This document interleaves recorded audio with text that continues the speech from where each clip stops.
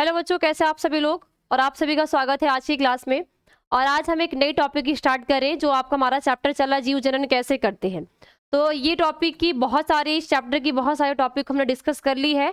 आज हम पढ़ेंगे सगर्भता का भ्रूणी परिवर्धन, यानी सगर्भता क्या होती है और भ्रूणी परिवर्धन क्या होता है। ठीक है, तो सभी बच्चे लिंक को शेयर कर दीजिए ताकि जितने भी बच्चे नहीं आए वो भी आ जाए। और ये ऐसे टॉपिक है बेटा कि आपके एग्जाम में तो इसका एग्जाम तो देना ही देना है, इसके साथ साथ आपको नॉलेज भी होना चाहिए कि भाई ये प्रसव क्या होता है, दुग्ध श्रावण क्या होता है, सगर्भता क्या होता है, इसमें परिवर्धन क्या होता है ना, निषेचन क्या होता है। बहुत सारी जो टॉपिक है इस चैप्टर की आपको पता होनी जरूरी है। ठीक है, तो सभी बच्चे लिंक को शेयर कर दीजिए ताकि भी जितने भी बच्चे नहीं आए वो सारे बच्चे आ जाए, फिर हम लोग बेहतरीन तरीके से क्लास को स्टार्ट करें। और क्लास स्टार्ट करने से पहले मैं आप सभी बच्चे को बता देना चाहती हूँ बेटा कि इसके पीछे की जितनी भी आप सभी की क्लासेस हो चुकी है, अगर मैं आपको ये याद दिला दूं तो पूरे भी प्लांट्स का है ना, प्लांट्स के बारे में पूरा हो चुका है। उसके बाद मानव में नर जनन तंत्र, मादा जनन तंत्र, निषेचन, ठीक है। उसके बाद अस्तन ग्रंथि, बार्थोलिन ग्रंथि, और इसी तरह पुष्पों में भी लघु बीजाणु जनन, गुरु बीजाणु जनन, एक एक टॉपिक मैं करवा चुकी हूँ। तो जिस भी बच्चे ने इसके पीछे की कोई भी की वीडियो आपकी छुट्टी हुई है, कोई भी क्लास छुट्टी हुई है तो आप कर लो। ठीक है, तो आज हम बात करने वाले हैं सगर्भता एवं भ्रूणी परिवर्धन का। अब जैसा कि आप सभी को पता है कि पिछली क्लास में हमने बात किसकी की थी, निषेचन की थी। किसकी बात की थी भाई, हमने बात की थी निषेचन की। निषेचन की, निषेचन में हमने क्या देखा था कि ये अंडाणु है, ठीक है, ये जो अंडाणु है, ठीक है, ये अंडाणु है और ये शुक्राणु, दोनों आपस में क्या हो रहे हैं, संलयित हो रहे हैं। अंडाणु शुक्राणु दोनों आपस में संलयित हो रहे हैं, इनमें दोनों में क्या हो रहा है, संलयन हो रहा है। ठीक है, अब इस संलयन से क्या बना, संलयन से बन जाता है ये बेटा युग्मनज। क्या बनता है, युग्मनज बनता है। और इस युग्मनज को हम क्या कहते हैं, जाइगोट कहते हैं। ये पिछली वाली क्लास में मैं आपको बताई थी। ठीक है, समझ में आ गया। निषेचन में हम क्या देखते हैं कि अंडाणु शुक्राणु का संलयन ही, ठीक है, अंडाणु शुक्राणु के संलयन से बने युग्मनज को ही हम क्या कहते हैं, ये प्रक्रिया जो हमारी कहलाती है निषेचन कहलाती है। अब आपको ध्यान देने की बात क्या बेटा, जब निषेचन हो जाता है, मानो बात यहाँ पे ये निषेचन हो गया है ना, ये निषेचन हो गया, तो निषेचन के 24 हावर्स बाद, कितने हावर्स बाद, 24 हावर्स बाद क्या होता है, एक प्रोसेस होती है और उस प्रोसेस को हम कहते हैं विदलन। क्या कहते हैं, विदलन कहते हैं। और इस विदलन को हम कहते हैं भाई क्लीवेज। क्या बोलेंगे, ये क्लीवेज कहते हैं। और ये बेटा जो क्लीवेज होता है ये एक प्रकार का समसूत्री विभाजन होता है। ध्यान देना, ये जो क्लीवेज है ये 2n है ना, ये जाइगोट 2n है, तो इनमें एक प्रकार का क्या होगा, समसूत्री विभाजन। अब एक प्रकार का समसूत्री विभाजन क्या होता है कि इनमें जो कोशिका होगी, ये जो युग्मनज है, इस युग्मनज में समसूत्री विभाजन होगा। इसमें क्या होगी, संख्या बढ़ेगी। क्या होगा, संख्या बढ़ेगी, लेकिन आकार में किसी भी प्रकार का चेंज नहीं होगा। संख्या बढ़ेगी, आकार में परिवर्तन या चेंज, ठीक है, आकार में परिवर्तन नहीं होगा, ये ध्यान देना। तो ये होता है क्लीवेज। और ये क्लीवेज कब होता है, निषेचन के बाद 24 यानी जाइगोट बनने के 24 हावर्स बाद। क्या, निषेचन हुआ, निषेचन से जाइगोट बना, जाइगोट बनने के 24 घंटे के बाद विदलन की क्रिया हुई। विदलन क्या होता है, क्लीवेज एक प्रकार का, ये एक प्रकार का समसूत्री विभाजन है जिसमें कोशिका की संख्या बढ़ेगी लेकिन आकार में परिवर्तन नहीं होगा। संख्या बढ़ेगी, आकार में किसी भी प्रकार का चेंज नहीं होगा। ये कहलाता है बेटा क्या, क्लीवेज यानी कि विदलन कहलाता है। ये पूरी प्रोसेस क्या कहलाती है, विदलन कहलाती है। अगर यहाँ पे मैं बोलूं तो यहाँ पे अगर बोलो कि ये 2n है ना, ये 2n है, तो यहाँ पे क्या बनते, 1 से 2 बनेंगे, ठीक है, 2 से 4 बनेंगे, 8 बनेंगे, 16 बनेंगे, 32 बनेंगी। ये अवस्थाएं बनती हैं। और ये अवस्थाएं बनने के बाद एक ऐसी स्थिति आती है जिससे कि भ्रूण का आरोपण हो जाता है।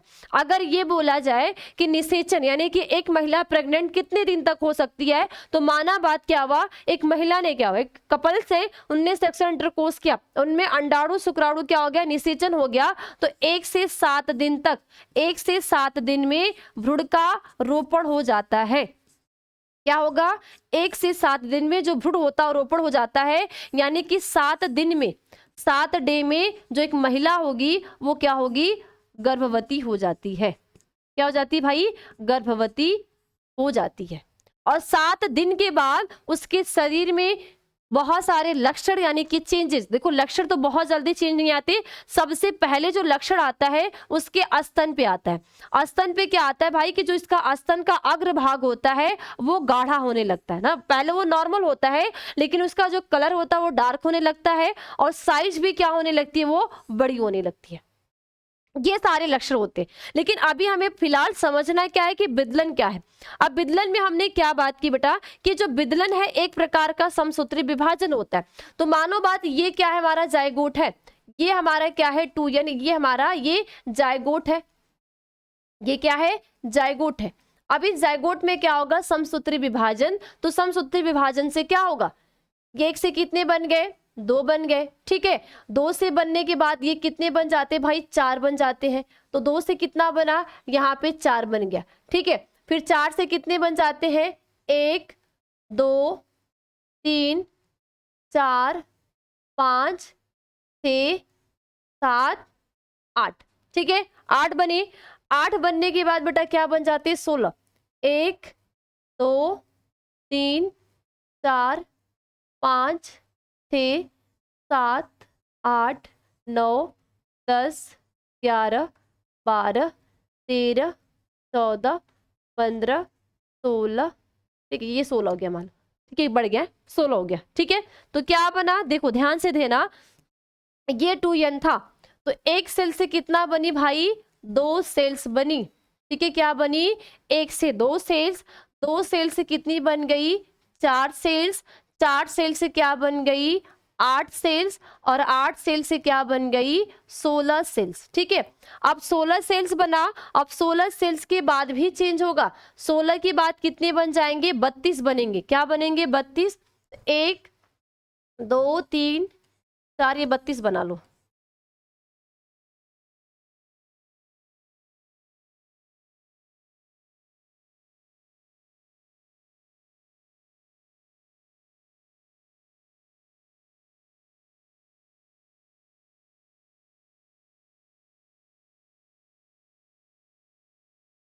ठीक है ये 32 सेल्स बन गए। 8 सेल, 8 सेल से कितनी बनी भाई, यहाँ पे ये 32 सेल्स बन गई। अब यहाँ पे एक चीज आप ध्यान देखो, हमने क्या बोला कि 24 घंटे में क्या हुआ, निषेचन की क्रिया हुई। तो निषेचन के 24 घंटे बाद यानी कि भाई एक डे तो निषेचन में लग गया, एक दिन तो अंडाणु शुक्राणु के निषेचन यानी जायगोट बनने में लग गया। अब जायगोट बनने की क्या होगा, 24 घंटे बाद क्या होगा, अब 24 घंटे बाद क्या होगा कि इनमें एक विशेष प्रकार का चेंज होगा। अब विशेष प्रकार का चेंज क्या होगा भाई, देखो विशेष प्रकार का चेंज में आप देखोगे कि जो 2 से 8 तक की सेल्स है, 2 से लेके 4 और 8 तक की जो बीच की सेल्स होती हैं उसको हम कहते हैं कोरक खंड, और 16 वाली सेल्स को हम कहते हैं मारूला, ठीक है। ध्यान देना कि ये यहां से ये 8 से लेके, ठीक है ये यहां से लेके और ये 8 सेल वाली जो सेल्स होती है, इस सेल्स को हम कहते हैं कोरक खंड यानी कि ब्लास्टोमियर। क्या कहते हैं, कोरक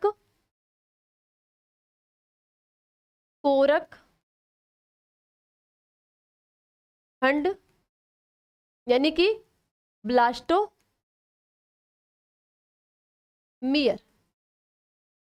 ब्लास्टोमियर कहते हैं। क्या कहते हैं, कोरक खंड यानी कि ब्लास्टोमियर कहते हैं। उसके बाद बेटा ये जो 16 वाली सेल्स होती है, इस 16 वाली अवस्था को हम कहते हैं तूतक।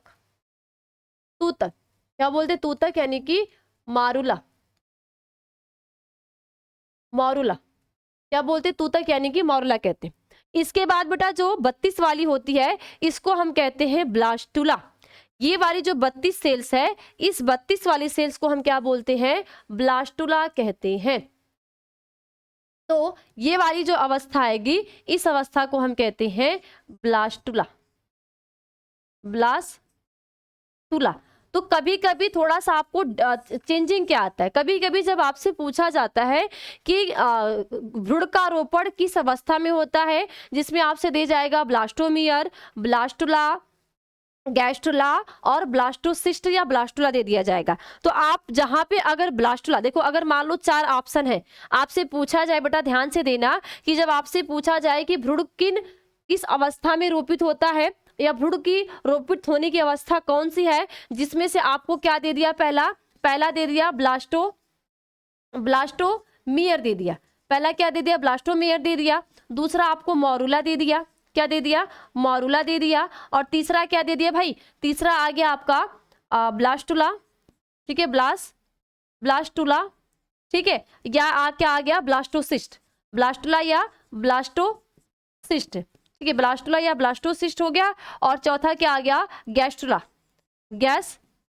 तो आपको आंसर कौन सा बताना है, आप बताओगे ये ब्लास्टुला वाला, क्योंकि 32 कोष की ये जो ब्लास्टुला वाली अवस्था होती है, इसी अवस्था में क्या होता है, भ्रूण का रोपण होता है। इनकी जो अवस्था होगी, इन्हीं अवस्थाओं में क्या होगा, भ्रूण पूरी तरीके से ये रोपित हो जाते हैं, क्या हो जाएंगे, ये पूरी तरीके से रोपित हो जाएंगे, ठीक है। तो ये बात आपने ध्यान देनी है। तो ठीक है, ब्लास्टुला बना, ये मैं रब करती हूँ भाई, इसका कोई काम नहीं, बस आप थोड़ा सा आपका बेस क्लियर हो जाए। अब यहाँ पे क्या हुआ, ये जो ब्लास्टुला बनता है, ये ब्लास्टुला बनने में एक विशेष प्रकार का चेंज होता है। ब्लास्टुला से क्या बन जाते हैं, ब्लास्टोसिस्ट। कैसे बनते हैं, देखो, इनमें क्या होती है कि इनकी जो कुछ कोशिकाएं होती है वो साइड साइड में चली जाती है, ठीक है, कुछ इनकी 32 सेल्स की जो कुछ कोशिकाएं होंगी वो साइड साइड में चली जाती हैं। माना बात, ये साइड साइड में आ गई, ठीक है, कुछ कोशिकाएं क्या हुई, ये कुछ कोशिकाएं साइड साइड में चली जाती हैं, ठीक है, और कुछ कोशिकाएं क्या करती हैं, एक समूह बना लेती हैं, एक समूह में हो जाती है, क्या करती हैं, एक समूह बना लेती हैं। अब क्या है, इसको देखो हम क्या कहते हैं, ये पूरी जो संरचना, ये संरचना जो होती है, इसको हम कहते हैं इनर सेल मास, यानी कि अंतरा कोशिका समूह, अंतरा कोशिकीय समूह, क्या बोलेंगे, अंतरा कोशिकीय समूह, ठीक। इसके बाद बेटा, ये जो साइड साइड की है ना, ये जो संरचना है, इसको हम बोलते हैं ट्रोफोब्लास्ट, ठीक है, क्या बोलते हैं, ट्रोफोब्लास्ट बोलते हैं। और इसके बाद बेटा, ये जो गुहा है, जो कैविटी है, इस कैविटी को हम कहते हैं ब्लास्टोसील कैविटी, क्या बोलते हैं, ब्लास्टोसील कैविटी कहते हैं। और पूरे अगर संरचना की बात करें, तो ये जो पूरा संरचना होता है, इस पूरे संरचना को हम कहते हैं ब्लास्टोसिस्ट, क्या कहते हैं, ब्लास्टोसिस्ट, यानी कि हिंदी में इसको कहते हैं कोरकपुटी। क्या बोलते हैं, हिंदी में इस ब्लास्टोसिस्ट को कोरकपुटी, और ये होता है आपका ब्लास्टुला कोरक खंड, ठीक है, कोरकपुटी, ठीक है, क्या हो गया भाई, तूतक हो गया, कोरकखंड हो गया, कोरकपुटी हो गया, ठीक है। तो इस पूरी संरचना को हम कहते हैं कोरकपुटी। अब यहाँ पे बेटा 4 दिन में, ठीक है, 4 दिन में क्या होता है कि यहाँ पे ये जो 16, ठीक है, 4 दिन में ये 16 वाला 4 डे में निषेचन के ना जायगोट बनने के 4 दिन बाद तक ये तूतक का निर्माण हो जाता है। उसके बाद 7 दिन में ये जो कोरकपुटी होती है, इसका भ्रूण में रोपण हो जाता है, यानी कि एक सगर्भता हो जाती। कैसे होती है, देखो यहाँ पे देखो, मानो ये स्त्री का जनन तंत्र, ठीक है, ये महिला का जनन तंत्र है,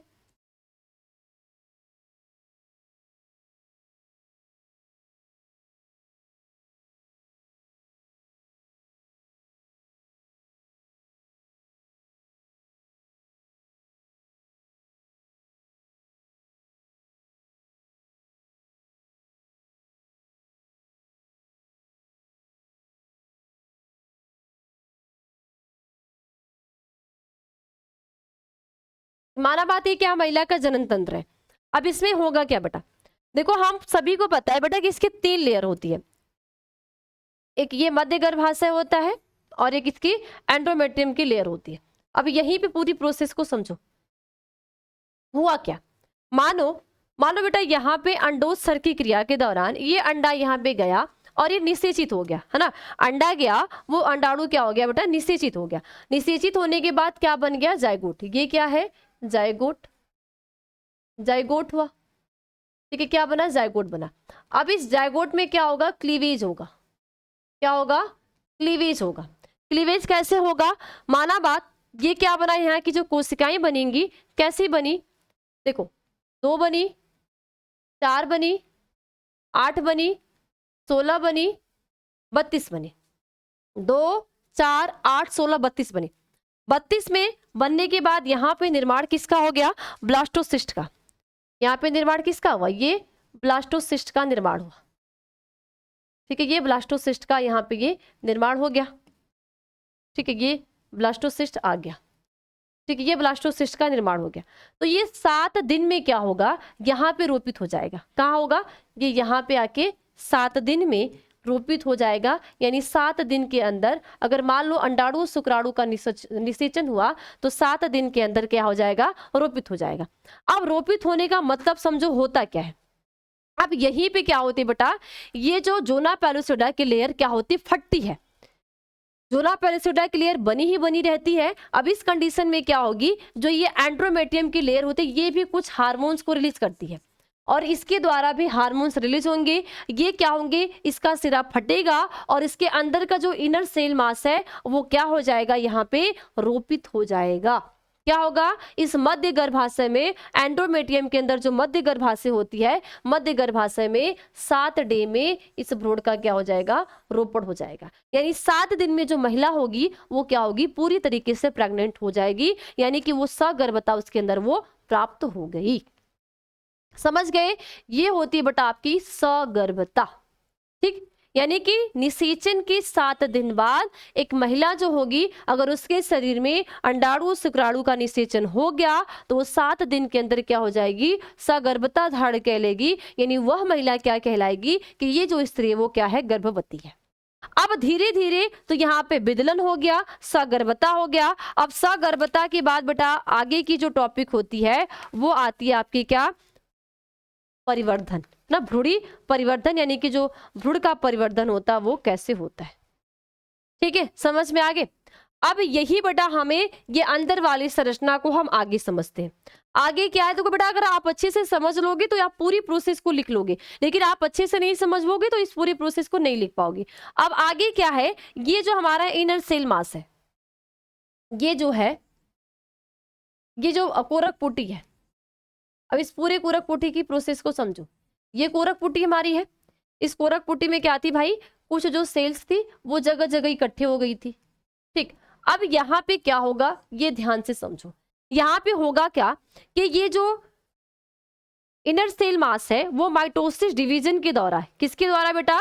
माइटोसिस यानी कि समसूत्र विभाजन के दौरान ये 2 भागों में टूटेगा। एक टूटेगा बेटा आपका हाइपोब्लास्ट और दूसरा एपीब्लास्ट।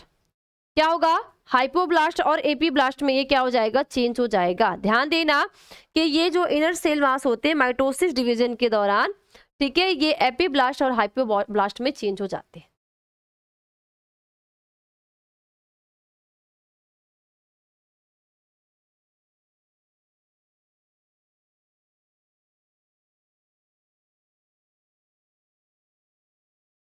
अब यहीं पे क्या हो जाएगा बेटा? अपरा का निर्माण हो जाएगा।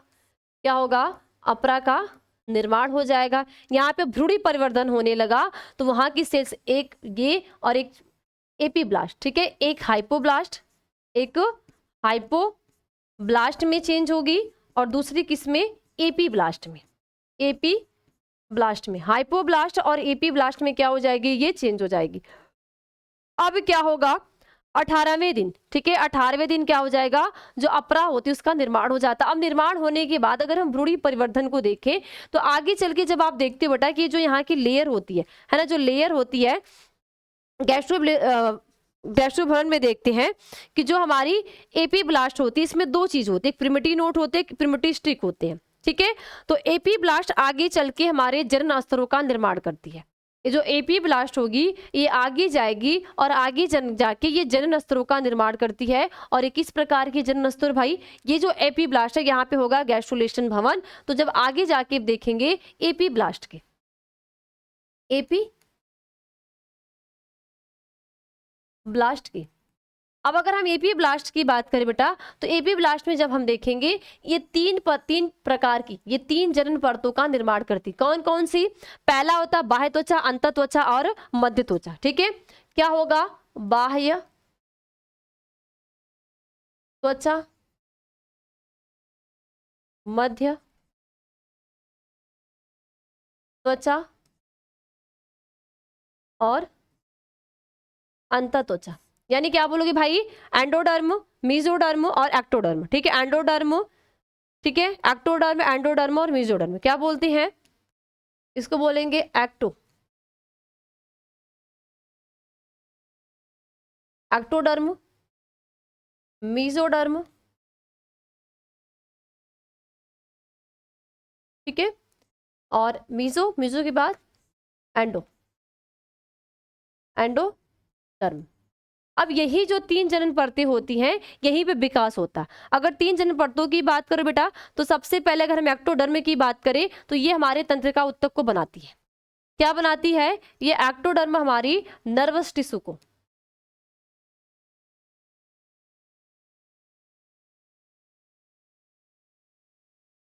नर्वस टिश्यू यानी कि तंत्रिका तंत्र को, किसको बनाएगी भाई? तंत्रिका तंत्र का निर्माण करती है। और उसके बाद अगर अंत त्वचा की बात करें बेटा, तो ये उपकला उत्तक, ठीक है। अंत त्वचा क्या करेगी? ये epithelium, epithelium tissue, epithelium tissue, उपकला उत्तक। ये मेसोडर्म में क्या होगी? ये करेगी संयोजी उत्तक, संयोजी उत्तक और पेशी उत्तक का।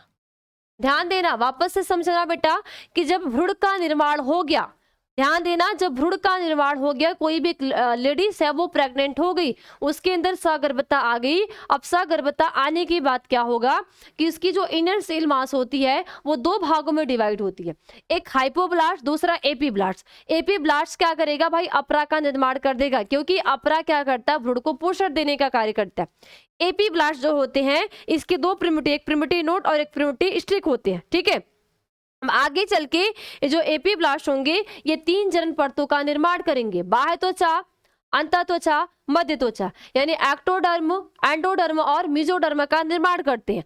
एक्टोडर्म क्या करते हैं? हमारे तंत्रिका उत्तक को बनाते हैं। यानी देखो, हमारे शरीर में तंत्रिकाओं का जाल होता है, तो ये तंत्रिका उत्तक को कौन बनाता है? ये हमारे एक्टोडर्म बनाते हैं। इसके बाद एपिथेलियम उत्तक है ना, जो उपकला उत्तक होता है, इसको बनाते हैं हमारे अंत त्वचा यानी कि एंडोडर्म बनाते हैं। इसके बाद जो मेसोडर्म आता है वो संयोजी उत्तक और पेशी उत्तक को बनाते हैं। आपसे पूछा जाता है बेटा कि जो ब्लड है वो कैसा है? संयोजी उत्तक है ना, तरल संयोजी उत्तक है। तो आपसे पूछा जाता है कि ब्लड का निर्माण किस जनन परतों से हुआ है?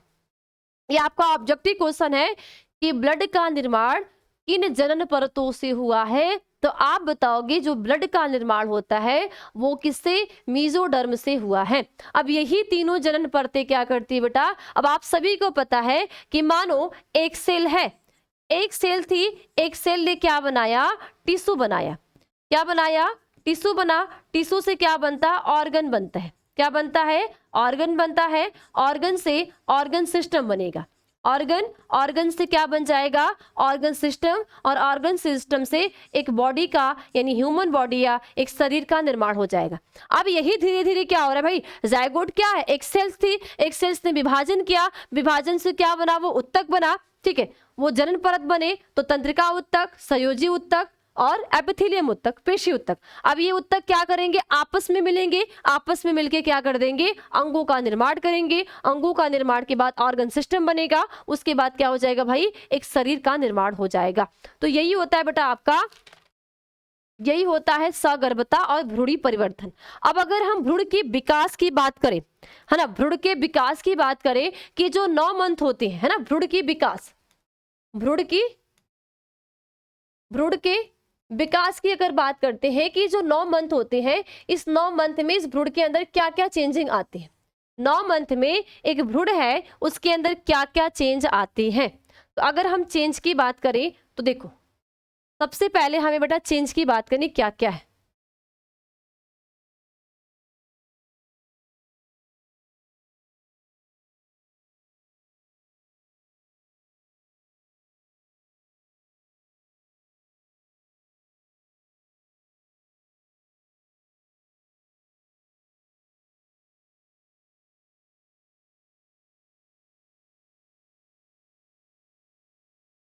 ठीक है, देखो भ्रूण के विकास की बात करें, अगर हम पहले मंथ देखें, ठीक है, अगर हम पहला ये जो मंथ होता है, मंथ और परिवर्तन, मंथ और परिवर्तन की बात करें, अब अगर आप पहले मंथ में देखोगे, है ना, कौन सा मंथ, पहला मंथ में, तो पहला मंथ में क्या होता है कि जो भ्रूण के हृदय का निर्माण और धड़कनें सुनाई देती है।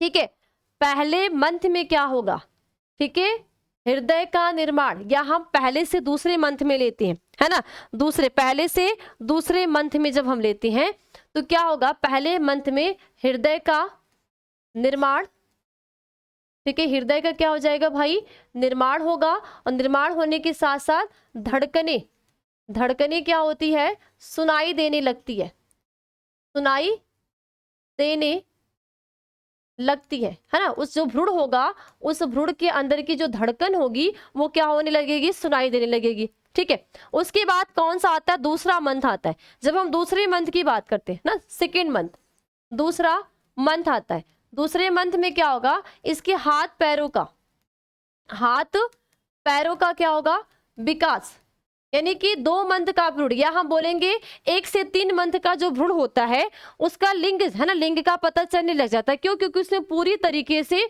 उसके हाथ पैरों का विकास हो जाता है, उसके हृदय का विकास हो जाता है, साथ साथ जो इसके हृदय की धड़कन होती है वो भी सुनाई लगती है, तो वो पता चलने लग जाता है। इसके बाद जब 3 मंथ का बात आता है तो 3 मंथ में अंग तंत्र का निर्माण, है ना, तीसरे मंथ में जब हम देखते हैं, तीसरा मंथ में क्या होगा, अंग तंत्र का, अंग तंत्र का यानी कि ऑर्गन सिस्टम, है ना, ऑर्गन सिस्टम पूरी तरीके से, ऑर्गन सिस्टम क्या होगा, ये पूरी तरीके से विकसित हो जाते हैं। ठीक है, तो अंग तंत्र का क्या हो जाता है, निर्माण हो जाता है।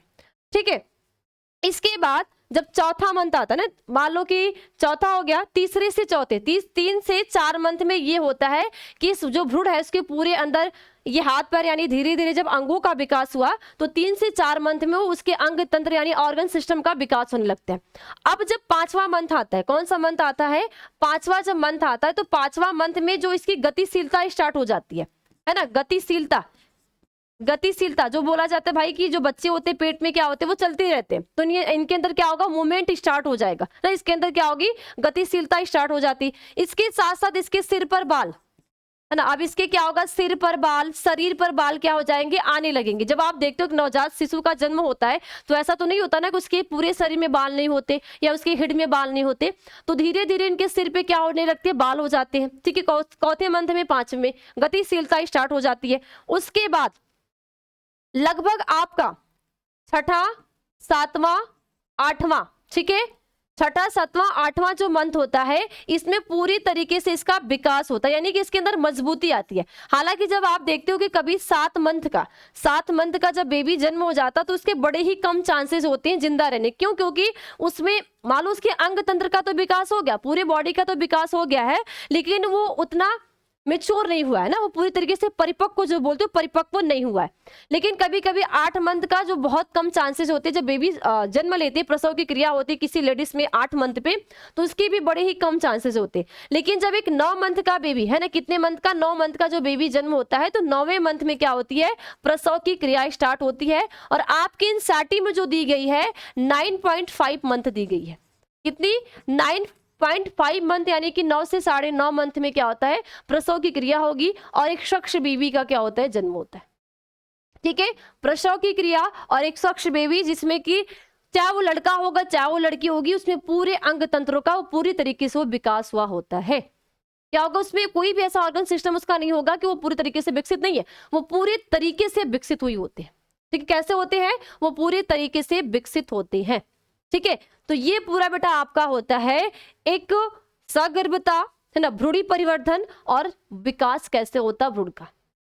ठीक, तो वापस से दिमाग में बैठा लो, 24 घंटे बाद क्या हुआ, निषेचन हुआ। निषेचन के बाद जैसे ही जायगोट का निर्माण हुआ तो 24 घंटे के बाद कौन सी प्रोसेस स्टार्ट हुई, विदलन की प्रोसेस। कौन सी प्रोसेस, ये विदलन की प्रोसेस क्या हो गई, स्टार्ट हुई।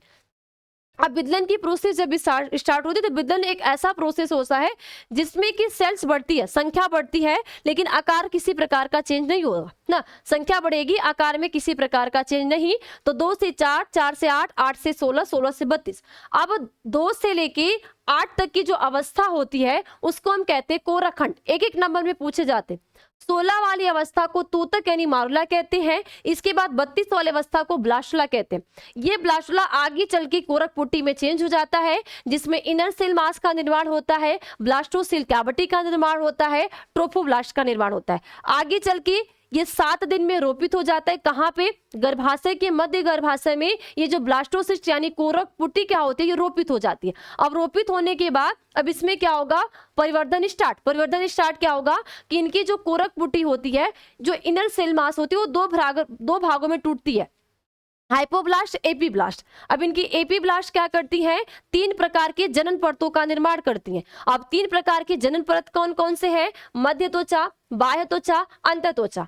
ये बाह्य त्वचा क्या करते हैं? एक्टोडर्म का निर्माण करती है। मध्य त्वचा मेसोडर्म का निर्माण करती है। अंत त्वचा एंडोडर्म का निर्माण करती है। ठीक है। अब यहाँ पे जो एक्टोडर्म होगा वो तंत्रिका तंत्र का निर्माण करेगी। ये मेसोडर्म क्या करेगा? संयोजी उत्तक और पेशिका। तो जब भी आपसे पूछा जाएगा भाई कि जो हमारी मसल्स किससे बनी? भाई मध्य त्वचा से, है ना। ब्लड का निर्माण किससे हुआ? मेसोडर्म से हुआ है। मसल्स का निर्माण किससे हुआ? मेसोडर्म से हुआ, क्योंकि मसल्स। ठीक है। इसके बाद एंडोडर्म आ गई। तो जो एपिथेलियम टिश्यू होती है, जो उपकला उत्तक होगा, तो उपकला उत्तक का निर्माण कैसे होगा आप बताओगे? एंडोडर्म से होगा। अब यहाँ पे जब 3 जनन परतों का जब निर्माण होता है, यही क्या करते हैं? एक बेबी को बनाते हैं। पहले से दूसरे मंथ में, कभी कभी आपके पहला दूसरा, तो ध्यान देना, पहले से दूसरे मंथ में, पहले और दूसरे मंथ के अंदर हृदय का क्या हो जाएगा? विकास हो जाएगा, धड़कनें सुनाई देने लगेगी। और दूसरे से तीसरे मंथ में क्या होगा? हाथ पैरों का विकास, धीरे धीरे अंग तंत्रों का विकास। ठीक है। 3 से 4 मंथ तक अंग तंत्र, अंग पूरी तरह विकसित। 5वें मंथ में क्या हो जाएगा?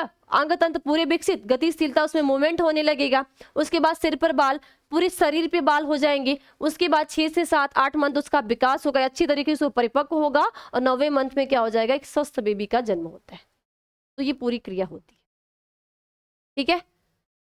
तो आई होप कि आप सभी बच्चों को ये पूरी टॉपिक एकदम बेहतरीन तरीके से समझ में आई होगी और आप सभी को इसके बारे में अच्छे से लिखने हैं। ठीक है। तो बस आज की क्लास में इतना ही। मिलते हैं अगली क्लास में एक नए टॉपिक के साथ। तब तक सभी बच्चों को बाय बाय, टेक केयर।